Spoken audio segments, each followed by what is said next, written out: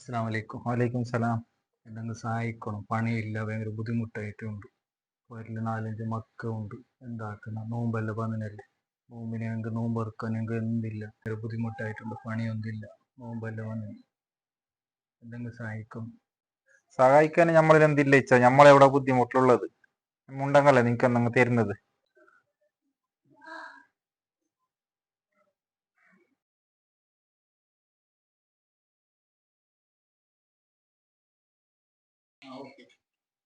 എന്തിനു നീ വെറുതെ അയാളെ തിരിച്ചയച്ചത്? നമ്മളെ കൊണ്ടാണ് എന്തെങ്കിലും ചെറിയ സഹായം ചെയ്തു കൊടുക്കണം. കാരണം നമ്മളെ മുമ്പിൽ വന്നിട്ട് കൈ നീട്ടി ഒരാളെ ഒരിക്കലും തിരിച്ചയക്കാൻ പാടില്ല.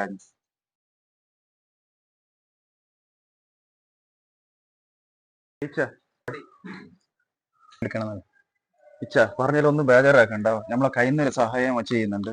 ദുആ ഇരിക്കാവോ എന്തായാലും.